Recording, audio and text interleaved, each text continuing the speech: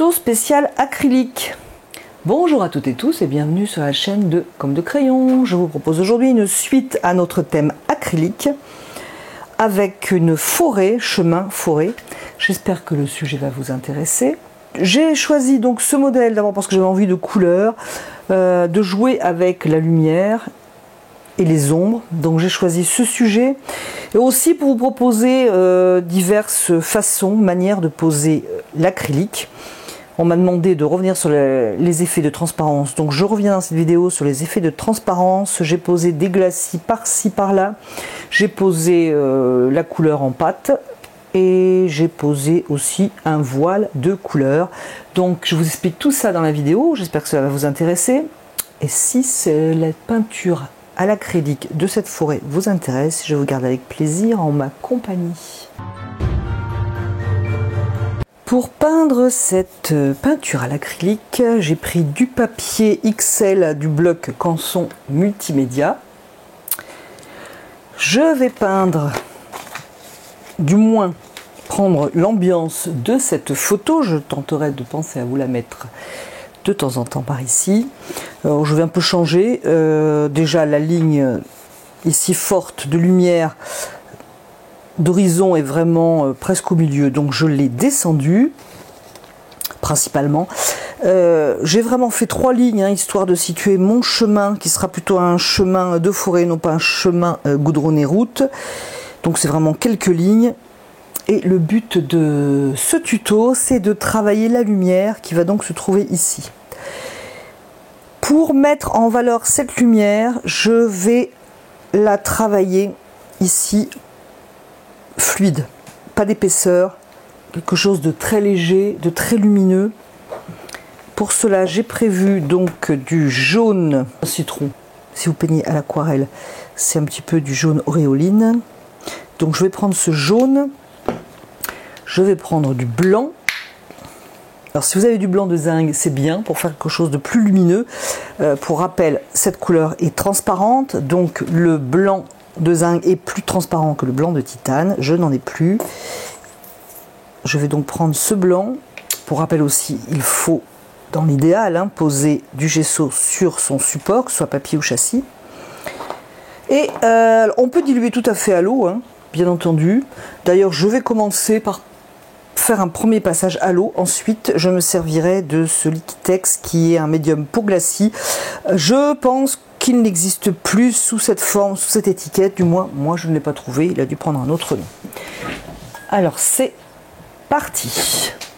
Comme vous pouvez le remarquer, j'ai choisi un format portrait pour cette peinture, ce qui est un petit peu moins agréable pour vous lorsque vous regardez, je trouve, mais qui va très bien donc avec cette forêt. Je vais prendre du blanc et vous remarquez que je le dilue à l'eau, ce blanc, et une pointe de jaune.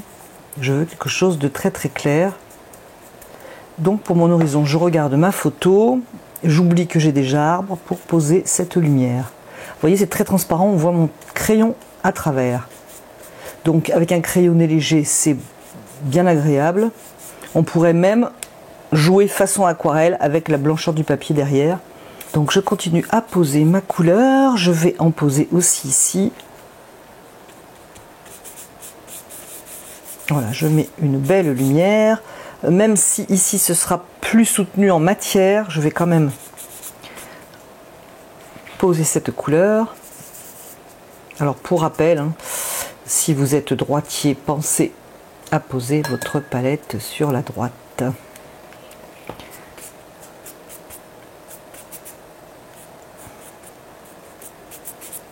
Je peux bien entendu poser ce jaune partout. Ça va donner une belle unité déjà à votre future peinture. Donc ce que je fais, après c'est quelques explications. Bon, j'ai mon dessin donc qui apparaît comme vous le voyez. S'il est couvert de peinture, bon c'est vraiment pas grave, puisqu'il y a vraiment très très peu de lignes. Donc vous avez bien compris, je veux quelque chose de transparent, de lisse, peu d'effet de matière pour mon ciel. et pour mon horizon. Alors je peux laisser sécher, ce qui serait judicieux d'ailleurs, mais je peux aussi partir sur mon ciel qui va être un mélange de blanc et de bleu. Je pense que ça va sécher très vite, mais bien entendu ce n'est pas encore sec. Donc je vais prendre un bleu primaire ou un bleu de cobalt. Je vais essayer de ne pas abîmer ce que j'ai fait. Donc je vais mettre du bleu.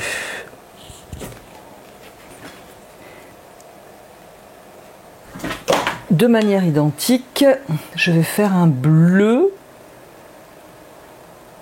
avec peu de matière. Donc du blanc, une pointe de bleu,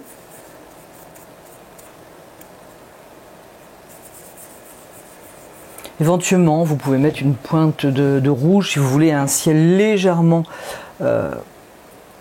rougi, ou une pointe de jaune, mais faites attention de ne pas avoir un vert, là on rentre dans quelque chose d'un petit peu plus compliqué. Je mets ma palette ici et je vais faire le ciel. Alors plus vous mettez d'eau, moins il y a d'effet de matière. Là il y a vraiment très peu d'effet de matière. Je vais tout de même donner un peu plus de matière. Pas forcément un peu plus de couleur, mais plus de matière. Pour mon ciel, je ne m'occupe pas de mes futures feuilles. Je m'occupe plutôt voilà, du ciel, et on verra bien ce qui recouvrira après les feuilles, en sachant que les feuilles seront vertes ou jaunes.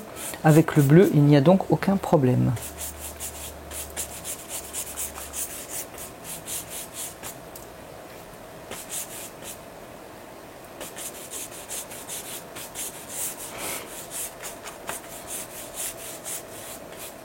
Je fais juste attention de ne pas avoir des coups de pinceau trop réguliers dans un sens ou dans l'autre.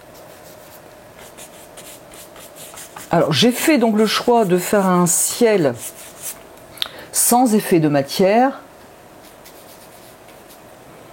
parce que je trouvais que le contraste que j'allais créer ensuite avec les feuilles était sympa, et puis aussi pour vous montrer donc que l'on peut travailler sans matière à l'acrylique. Et vous montrer aussi une possibilité donc de contrastes différentes que contraste valeur ou contraste couleur. Je peux faire des petits effets avec un peu plus de bleu éventuellement. Donc, et moi je veux quelque chose de très clair. Donc je peux venir vers ma zone jaune, il n'y a aucun problème.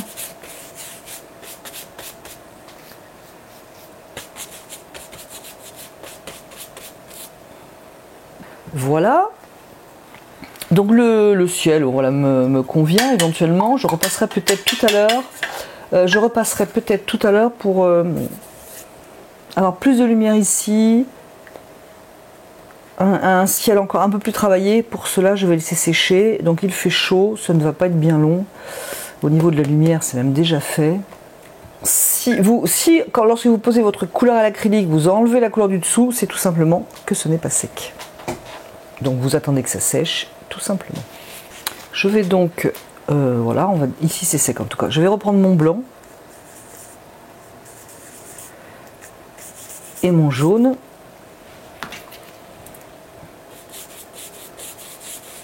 Et je vais travailler à nouveau ma lumière.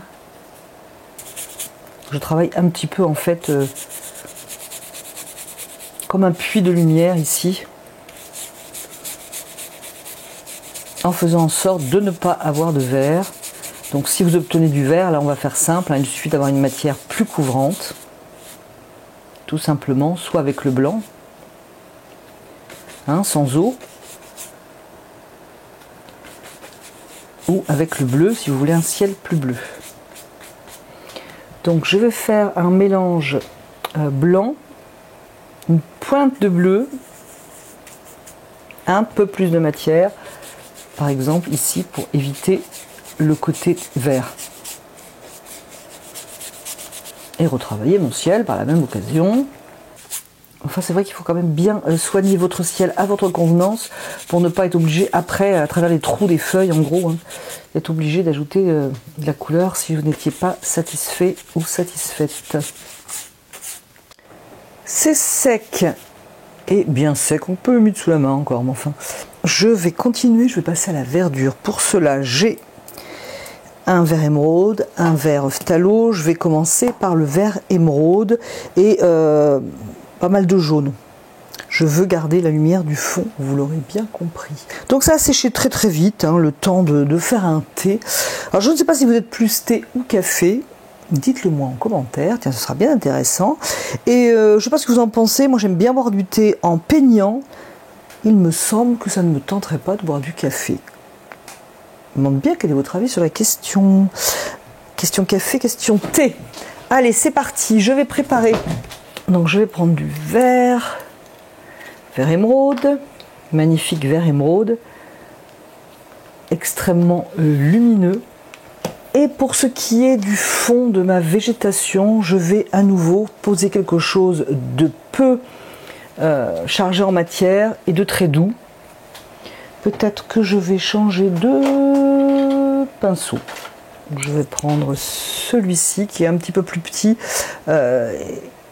Il va me permettre de faire un petit peu du sens, non pas à mes feuilles, mais à la végétation. À nouveau prendre un petit peu d'eau. Donc mon vert, je vais commencer par prendre du jaune.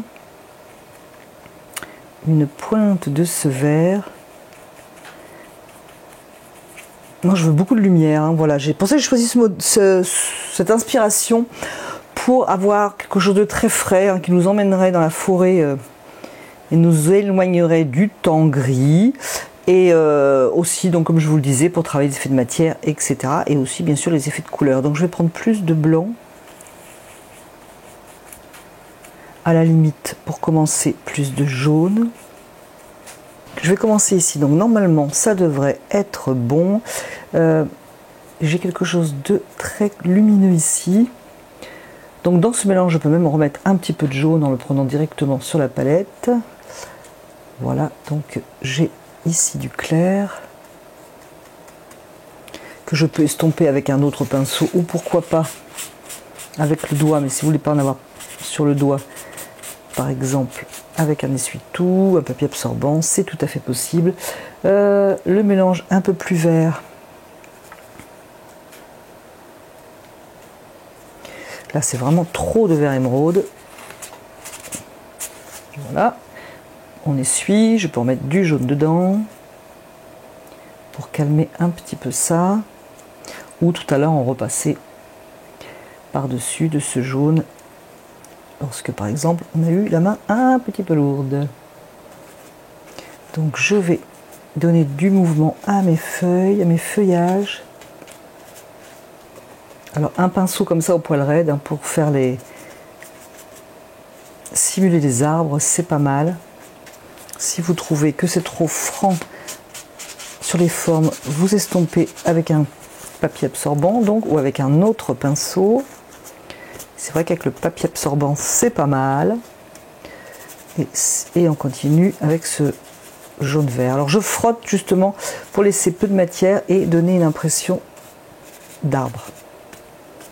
C'est mieux que de faire un contour net. Un petit peu de branche qui passerait par ici. Et c'est là que donc au fond l'effet de matière est intéressant. L'effet d'absence de matière est intéressant. Voilà, je peux même si ici j'aurais tout à fait une autre couleur, je peux en passer ici de cette couleur de manière à enrichir mes verts futurs. Je vais refaire de la couleur blanc, pointe de jaune. Ici, je vais en profiter pour en remettre ici. Je trouve que c'est un petit peu fort. Donc, voilà, une pointe de ce vert. Alors, le vert émeraude, ici, il est bien tintant. Magnifique et bien tintant. Et, alors, sur ma référence, j'ai des herbes qui sèchent, un petit peu jaunies par le soleil ou l'arrivée de l'hiver, je ne sais pas. Ce que je ne veux pas sur ce modèle, je veux bien un jaune lumineux, mais je ne veux pas un jaune séché par le soleil. Et maintenant il s'agit de varier ces verts, donc je vais prendre toujours le blanc, toujours du jaune pour éclaircir ce vert émeraude qui est quand même bien tintant, un petit peu plus peut-être, et du bleu de cobalt pour le rendre plus bleu. Alors je pourrais passer directement avec le phthalo, mais je vais attendre un petit peu. et trouver la ligne de ma forêt qui s'est un petit peu perdue en chemin. Ici j'ai un talus, je sais plus trop où j'en suis, bien entendu, ça s'est couvert de couleurs. Et ici du coup je commence à poser un peu plus de matière, ce qui me donnera un effet différent de contraste, en sachant que les arbres au loin sont quand même assez clairs. Donc je vais laisser ça. Je pose donc ma couleur.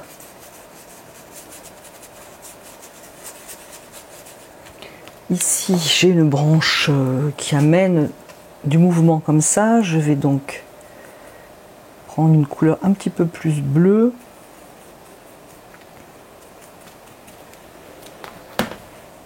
Donc, j'ai une branche ici.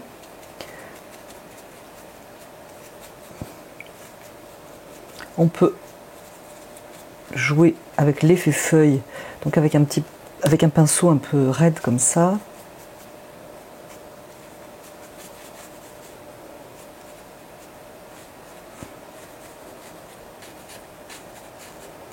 Et donner du mouvement dans sa végétation. Ici, ça sera plus sombre d'ailleurs.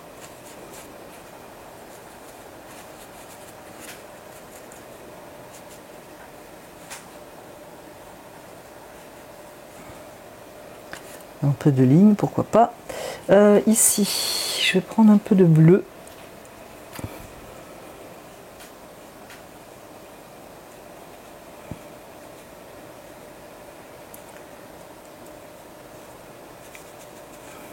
Pour avoir un autre vert. C'est là que je vais prendre le vert phthalo, qui est très teintant, qui est plus sombre, parce que je voudrais quelque chose de sombre. Donc par contre, il est très très teintant. Alors on peut le calmer, on peut le calmer avec un bleu, hein, mais on peut le calmer sinon avec un peu de rouge. Voyons voir ce que ça donne avec le bleu. C'est donc, vous voyez, très très sombre. Moi je vais le calmer avec du bleu pour commencer.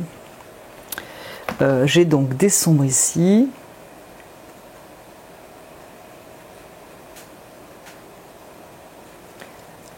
Dans la forêt. J'en ai un petit peu ici aussi. Donc c'est bien parce que ce vert phthalo, j'ai du mal à le dire, ce vert phthalo, il sert à pas mal de mélanges. Donc déjà avec un phthalo, un vert émeraude, vous êtes vraiment vraiment pas mal.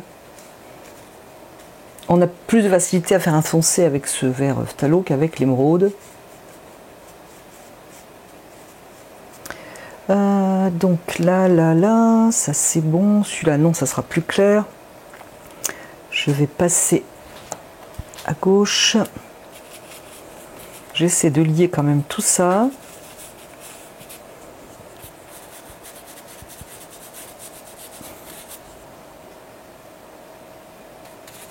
Je vais d'ailleurs, justement pour lier, repartir de l'autre côté. Ça sera plus facile de travailler les deux en même temps. Ici, il y a plus de lumière, donc je vais enlever un petit peu de couleur. On peut prendre un second pinceau. C'est quand même assez simple avec un second pinceau.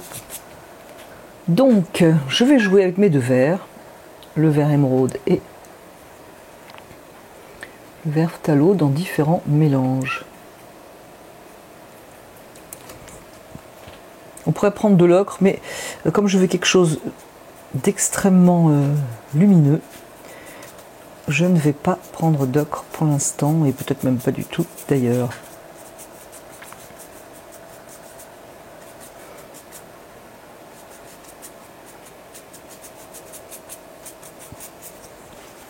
Je vais soigner les contours de ma végétation.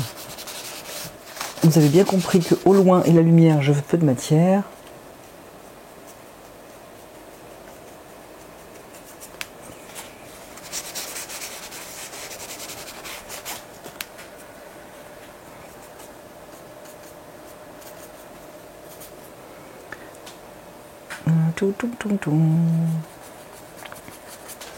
Et d'ailleurs de plus bleu.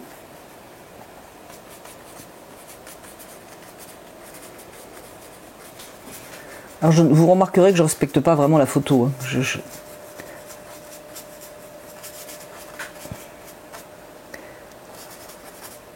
C'est pour trop respecter la photo. Autant que je garde dignement la photo, on n'en parlerait plus. Voilà, ici j'aime bien la lumière, donc ok, ça c'est pas mal comme forme.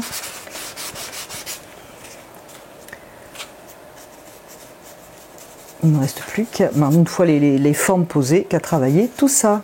À cette étape du travail, ou d'ailleurs j'en ai mis partout, j'étais me laver les mains. Ce qu'il faut, c'est varier vos verres, varier les verres de manière à ne pas avoir un champ d'épinards. Donc, soit vous continuez à peindre de cette manière, dans le frais. Si vous voyez que ça enlève ce qu'il y a dessous, ou si vous n'en sortez pas, bien vous laissez simplement sécher. Tout simplement. Mais il faut continuer pour varier ces verres.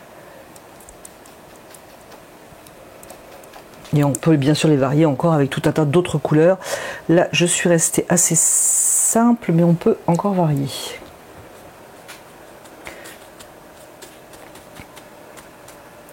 Je peins avec ce pinceau. On peut prendre un pinceau plus petit pour donner d'autres impressions de feuilles.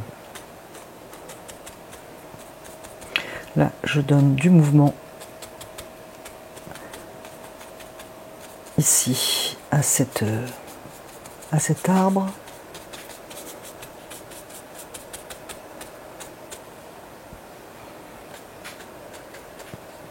Je vais contrer le mouvement qui est comme ça dans l'autre sens, ainsi qu'une branche ici d'ailleurs.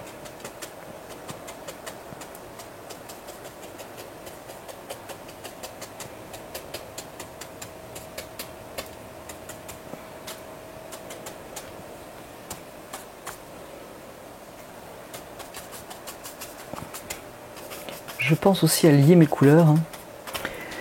Alors il faut que je trouve des couleurs plus foncées et que surtout je varie encore beaucoup mes verres. Je vais rester avec mon vert émeraude, avec mon vert phthalo et je vais varier par contre les couleurs que je mets dans mon mélange. Je vais prendre un petit peu de rouge de cambium pour foncer mon vert phthalo. Donc pas beaucoup une pointe. Je vais prendre du orange qui est semi-transparent.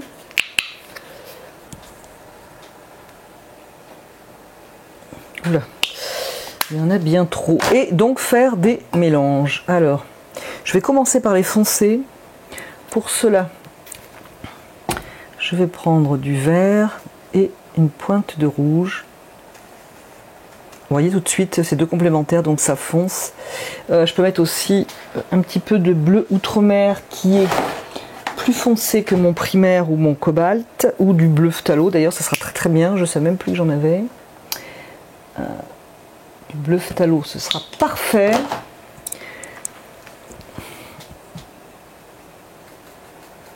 Voilà, je cherche quelque chose de sombre.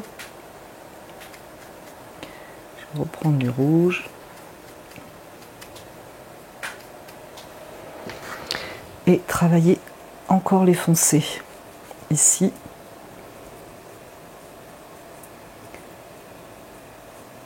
Les foncés sous cette branche.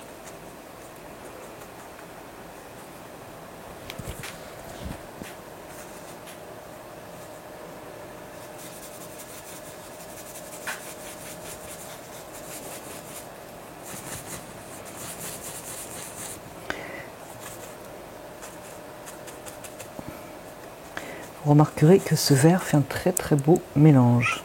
Que ce mélange fait un très beau vert foncé. Donc je vais refaire des petits points sombres. Pour cela d'ailleurs j'ai envie de prendre un pinceau plus petit.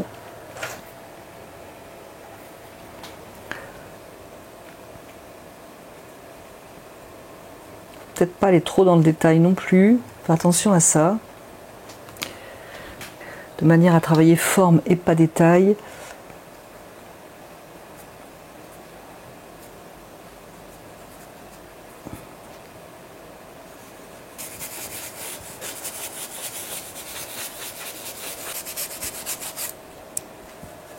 vais déjà suggérer des formes verticales, simplement comme ça. Ici aussi j'aurais besoin de foncer.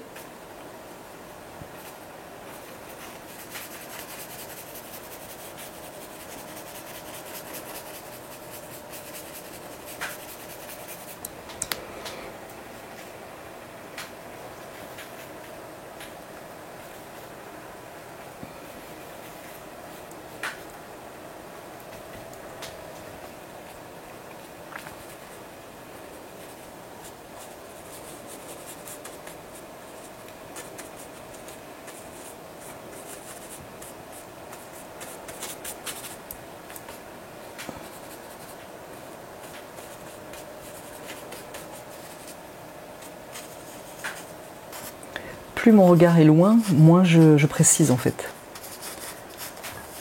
J'espère que cette explication vous parle.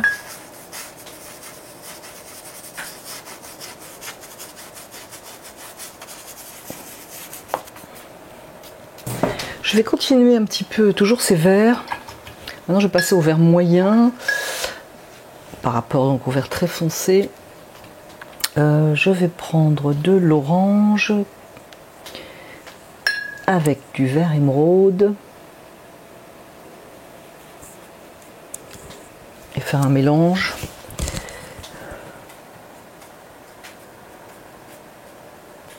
Éventuellement du blanc. Je trouve que c'est un petit peu sombre.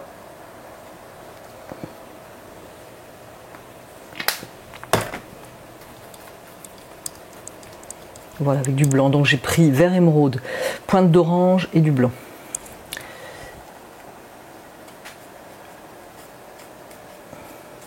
C'est beaucoup plus sourd comme couleur qu'avec le jaune. Mais ça va me faire un vert supplémentaire. Un petit peu plus étouffé en fait.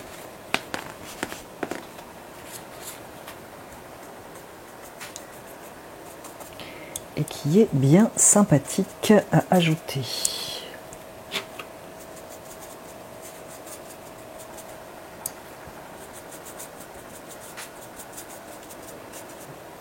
On peut même prendre d'ailleurs du orange directement.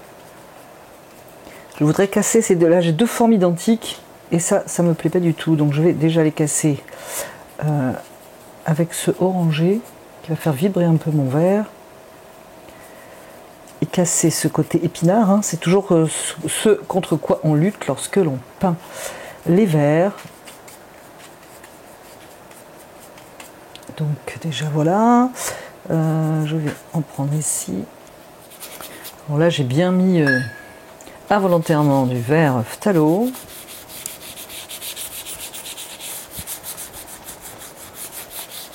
Alors l'ombre, la lumière venant de là, j'ai pas d'ombre.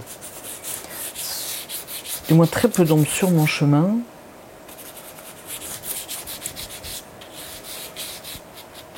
Alors là, ce genre de tâche, c'est pas de problème.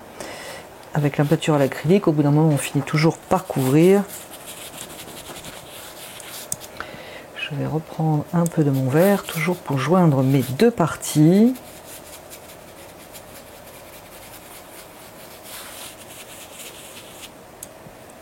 Ce que je vais faire à présent pour déjà un peu structurer, c'est que je vais prendre du terre d'ombre brûlé. Je vais y mettre du vert dedans pour le foncer et puis aussi pour avoir une unité avec mes couleurs. Donc je prends du terre d'ombre brûlé, je lui mets un peu de vert. Je peux même aussi mettre un peu de bleu phthalo. Et j'ai des arbres. Je commençais à les suggérer, mais je voudrais un peu plus.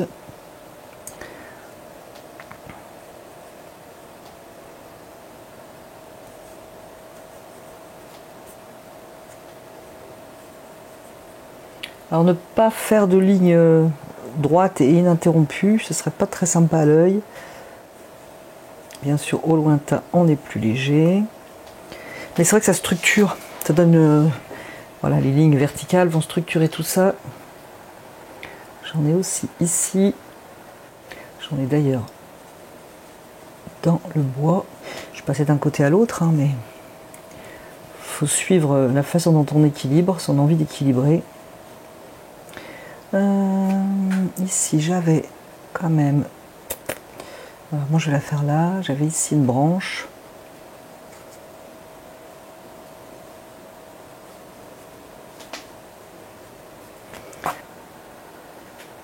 Un peu trop fort, ce trait.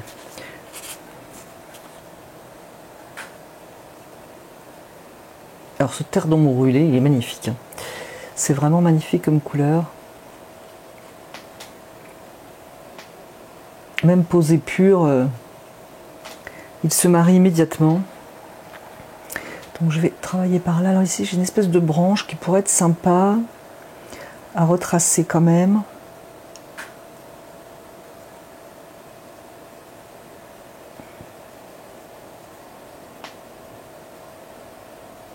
Alors allez-y, à la limite mettez-vous debout si vous n'arrivez pas à faire un trait, je dirais, discontinu et souple. Si vous êtes debout, vous allez avoir du mal à dessiner, du mal à vous appliquer et le trait sera certainement plus facile à être souple en fait. À la limite, un petit peu d'eau dans votre mélange pour que cela soit plus glissant. Alors ici c'est trop loin donc je vais y aller mollo. Et si c'est trop fort, ce que je trouve, tout simplement, voilà, hop, tout bête. Tout bête, bête, bête. Ce que je peux faire à d'autres occasions. Pareil ici, je suis au loin, donc ça doit être en théorie atténué. Donc, hop, je vais flouter tout ça en effaçant, ça marche très bien. Et on s'en met plein les doigts. Voilà. Ici, pour guider le regard, je vais y aller un peu plus sombre.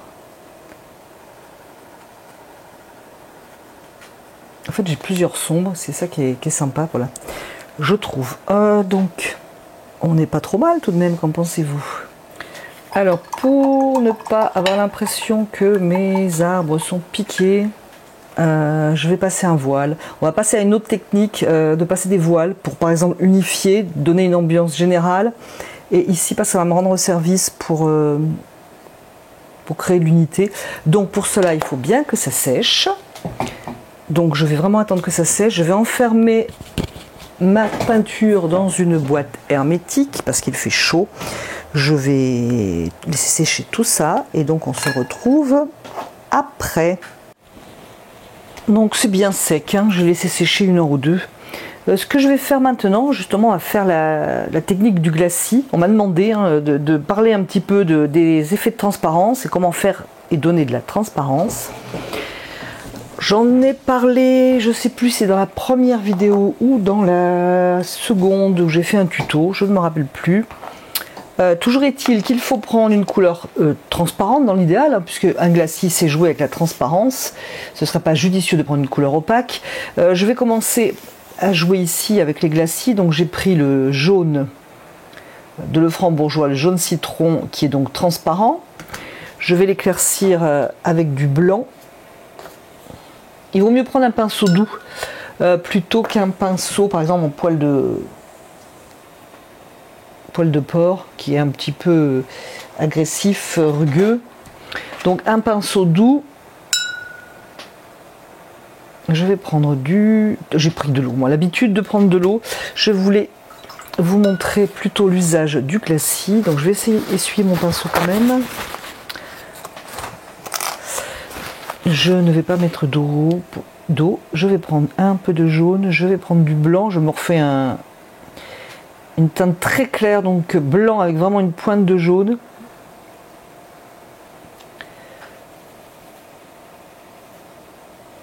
Et je vais mettre donc là, ici, c'est du médium pour glacis. Je vais y arriver.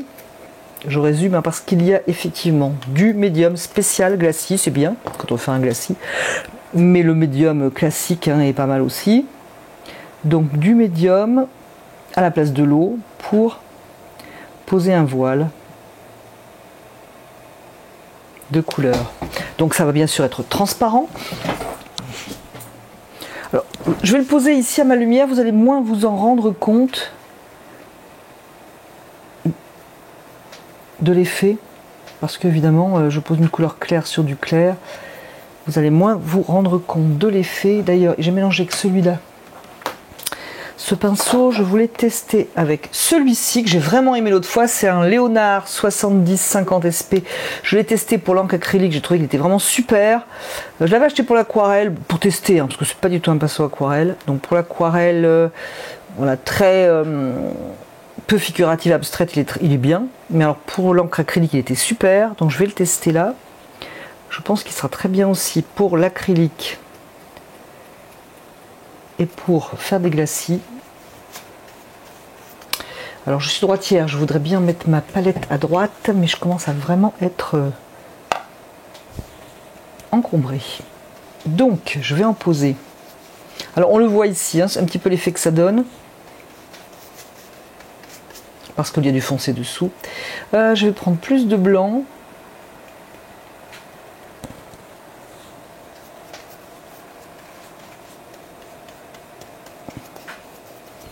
Pour ma zone de lumière,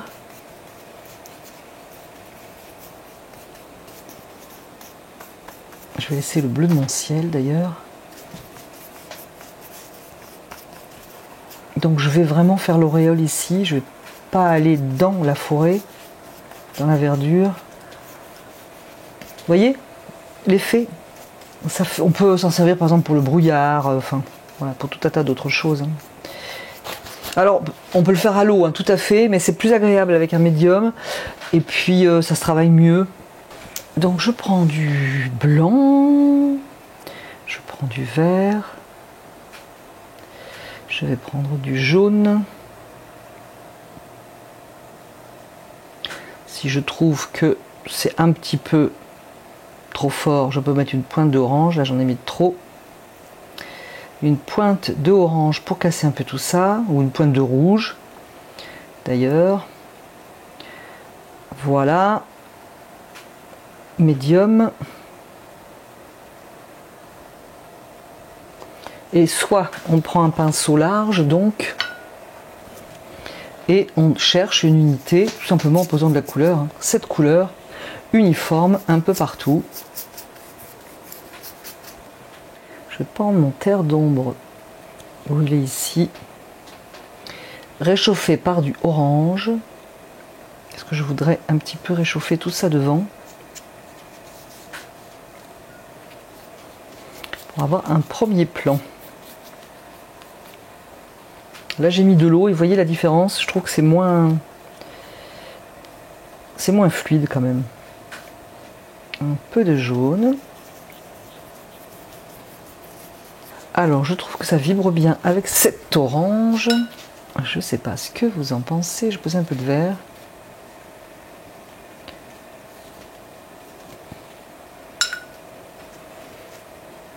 Alors là, pour être plus rapide, j'ai pris de l'eau.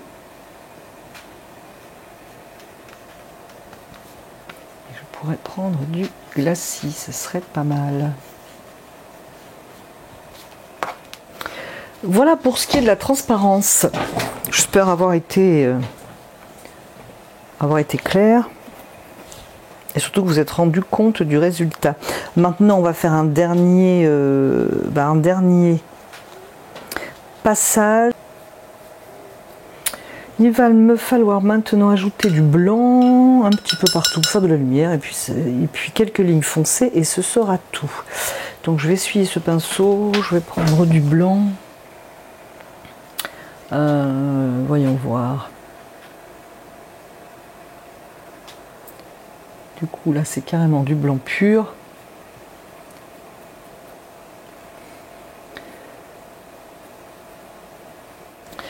Voilà, et je vais donc arrêter, je pense, pour le blanc. Je vais reprendre quelques points foncés qui se sont trouvés éclaircis, et puis ça va être tout. Eh bien écoutez, je vais m'arrêter ici. On pourrait poser un peu plus de blanc peut-être. Enfin, on pourrait encore jouer même avec des foncés. Je vais m'arrêter ici parce que la démonstration était quand même assez longue. D'ailleurs, j'ai rajouté de l'orange en bas. Ce serait quand même assez judicieux d'en rajouter ailleurs. J'ai mis de l'orange ici, donc voilà, comme quoi qu'on n'en finit jamais. Il faut laisser poser et puis regarder s'il manque quelque chose. Bon, je suis restée quand même très dans une ambiance verte pour plus de simplicité. J'espère que c'est le cas. Vous trouverez ça tout de même assez facile. Alors je parle et je parle en même temps, donc bref. Écoutez, je vais m'arrêter ici. J'espère bien vous avoir montré les étapes. Eh bien, les étapes, la manière de travailler des glacis, la manière de poser la couleur, etc. etc. J'attends vos commentaires en masse. N'hésitez pas à me dire ce que vous en pensez, ce que vous attendez de ces tutos spécial acrylique. Et je vous remercie d'avoir regardé, écouté cette vidéo. Je vous dis à bientôt sur la chaîne de Comme de Crayon.